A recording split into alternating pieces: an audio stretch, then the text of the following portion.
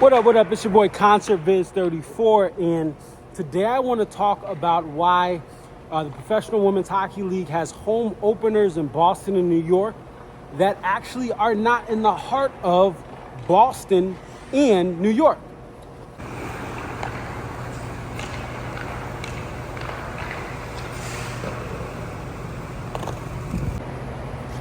Quick side note, the Easton Synergy reissue is amazing. I actually broke this puck today in a pickup game.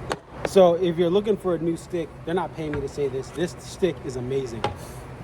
But we're here to talk today about some of the backlash and outrage that fans have had with the locations of where the Boston and New York teams of the Professional Women's Hockey League are playing for their opening nights. Now, the Boston team is going to be playing at the Tsongas Center in Lowell, Mass. The UMass Lowell Riverhawks call that home. And for the New York team, they're going to be playing at the home of the Bridgeport Islanders, Total Mortgage Arena in Bridgeport, Connecticut. And that is not in New York City. It is about 2 hours away or more from Midtown Manhattan with traffic. So there are a lot of fans that are upset about that. And I'll tell you why these venues were chosen, and they were chosen outside of the city. First off, there are some standards that the PHF had here at this rink here in Connecticut and in other rinks, and they were elevated year over year when it was the NWHL and then became the PHF at the end. There was higher standards, there were higher salaries, there were higher conditions for the players, and that was something that was great to see. In the venues that people would want, the locations that people would want for Boston and New York to have their regular home games and their neutral site or separate location home games, there's not availability there. And that's really what the issue is. So when we look at venue availability, there's a couple of things. First, you need to be able to book the venue. And this league forming in the middle of 2023 said if they call venues in Boston, New York, and say, hey, we need something for early 2024, can you get us 10, 11 home games? Or if not, hey, just maybe 4 or 5. And these venues be like, well, we're booked. We got free skates for the public. We have professional teams that are already there in some cases. And then we have concerts and we have all sorts of stuff. So let's look at Boston first, right? We have a lot of great college hockey in Boston. The BU Terriers are in a perfect location, but Agganis Arena has men's and women's hockey. I don't know if they still have basketball. When I went there for a family friend who played at BU, they played in a smaller gym, but I don't know if they have some games there or not, but I know they have concerts too, right? You have concerts that like 21 Pilots played there and some other acts play there throughout the year. So you're calling in the middle of the year saying, hey, we need something for 2024. They're like, no, we're booked. Same thing with the Conte Forum in Boston College, Chestnut Hill. They have men's and women's hockey, and then they have men's and women's basketball in that same footprint. So even if you have the practice rink available, that's not going to be able to house 4,000 or 5,000 fans at BC. And so you need the physical Conte Forum. And if they're playing basketball X amount of days, they have club hockey and all sorts of free skates and stuff they've already booked by the time you're in the middle of 2023 for this upcoming 2024 winter, January, February, March. They're not going to have space. Matthews Arena, same thing. Northeastern Huskies have that historic arena where the Bruins used to play when they started out. But that venue has club hockey. It has other events scheduled, 6, 8, 10 months in advance that are going to take precedent over an emerging league that's coming to them in the middle of the year. And also, all of these venues I just mentioned, they may not have the footprint for the teams to have a home locker room. I got my Whale shirt on. What was special about the last half season of the Whale is this past year, the beginning of 2023, they had their own locker room. They had their logo on the ice, right? They didn't have that in Milford. They didn't have that in Danbury and some of the other places they played. And so, you want that to be part of the experience. In New York City, they don't have rinks that have the capacity that aren't, take away MSG, take away Barclays, take away the Rock Prudential Center in Newark, They don't have a venue with 5,000 seats that has the ability to be booked, that has the locker room footprint. And that's really why New York is playing in Bridgeport, because that venue, you know what it has? It had space that Sacred Heart Hockey used to have that they can then take over. Sacred Heart and the Bridgeport Islanders both were there at one point, and Sacred Heart just got a new on-campus arena this past season, or the previous season of when I'm recording this now. And so you have space to try. I know someone who worked with Sacred Heart Hockey. They had space for the trainers. All their offices for the athletics for Sacred Heart Hockey were at Total Mortgage, not on campus. So that space can be used for that team. And when you look at the availability of the venue, when you look at the space for the team, and then when you look at the size, that's the biggest thing. Put in the comments if there's a facility that has 4,000 or 5,000 seats in New York proper or North Jersey, just across the bridge, that could house this team. Even Long Island and in the Nassau Coliseum, which I've been to 15, 20 times before the renovations and after, that's just too, that doesn't have the ability. It's older. They're not going to put a sheet of ice on there.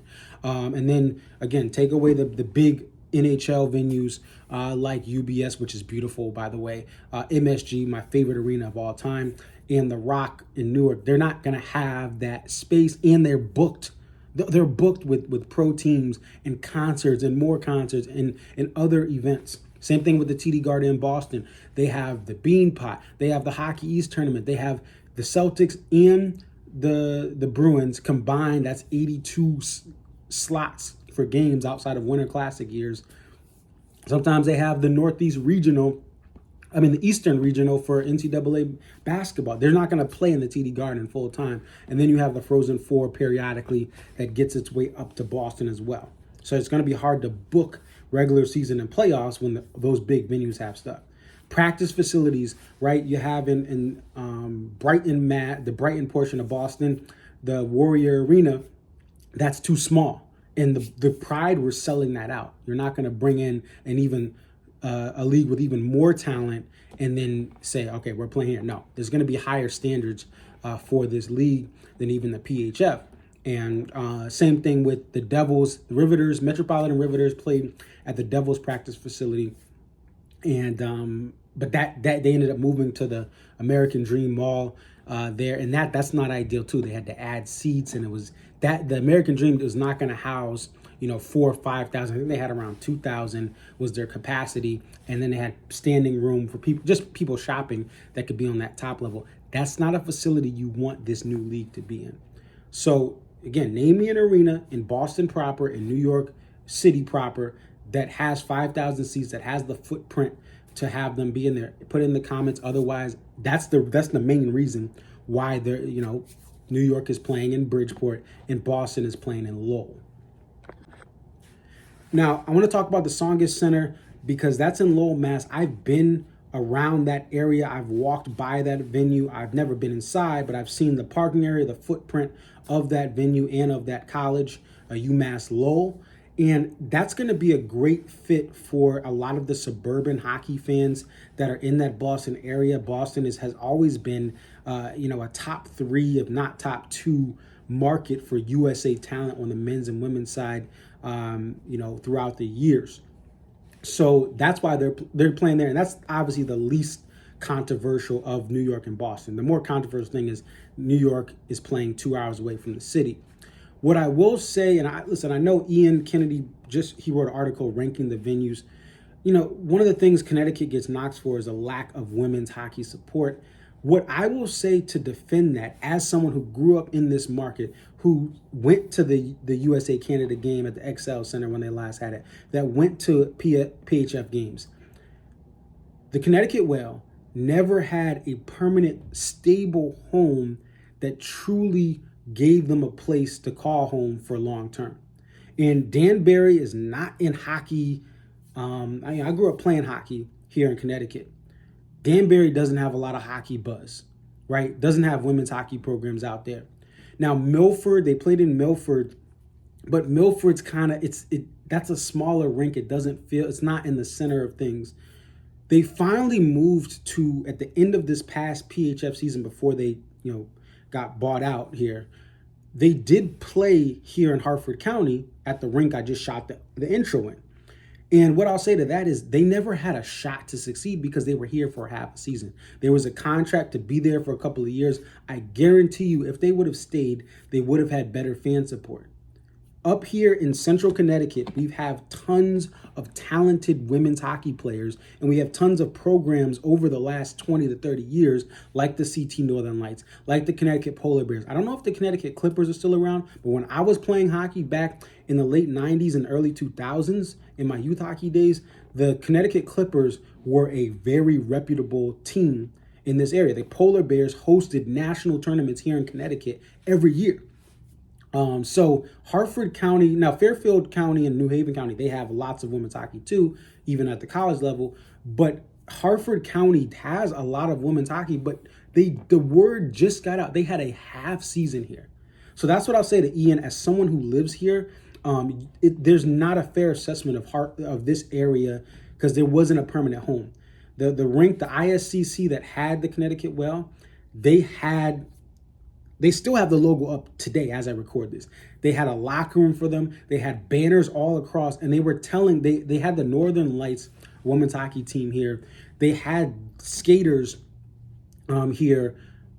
Like every person that came out for warmups, they would be next to a young girl from the Northern Lights. Those girls from the Northern Lights were coming to games. One of the people I play pickup hockey with, his daughter's on that team, and having a team, they literally just had them for a half a season, and they were building momentum. I was telling people here in my pickup leagues and my men's leagues, hey, let's support this. I was selling them on the PHF, and now it's dissolved or it's been absorbed, right?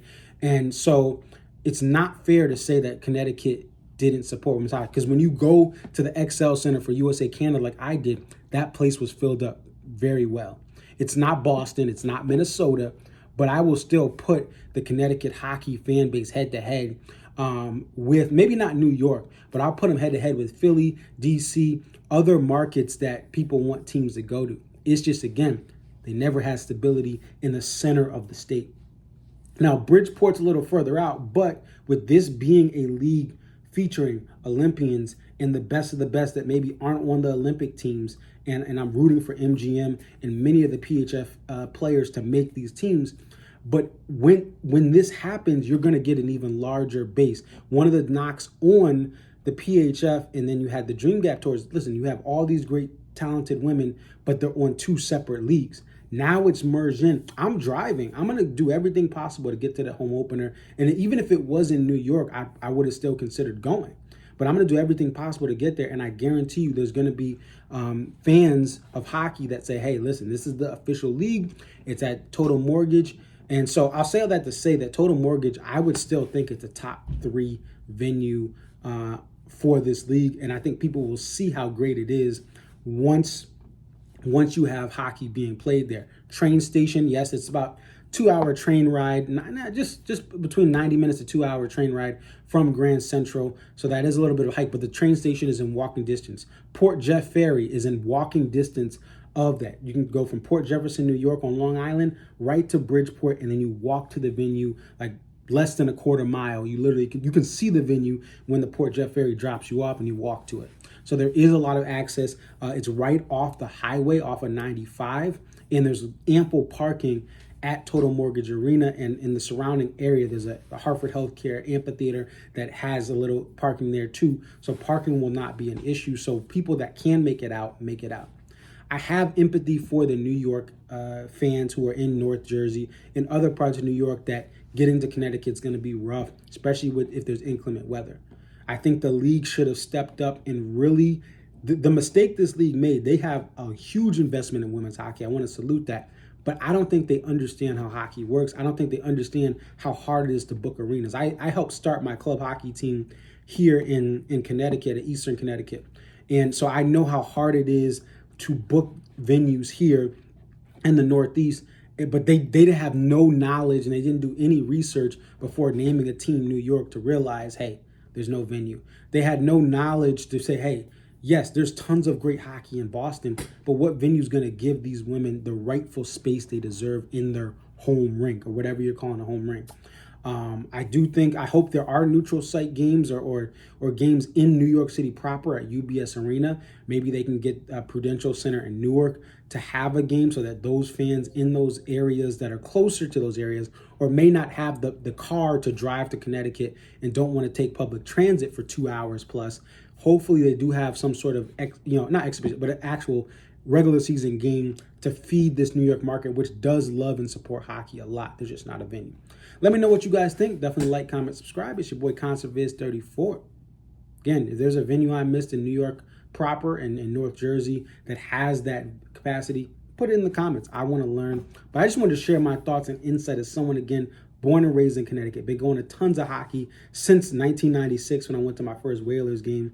I played hockey growing up here, played games in Boston, in New York State, and throughout my, from 1999 to my last club college game in 2012. So I have a passion for this. I'm supporting this league. This is not to knock this league or pick on the women. This is just to give insight, as this is a Connecticut-based thing that I have knowledge on. I have knowledge on Boston, have been going there for decades, have family there. I have knowledge on New York City, Long Island, and Newark, Jersey, have family there, have been to hockey events in those regions.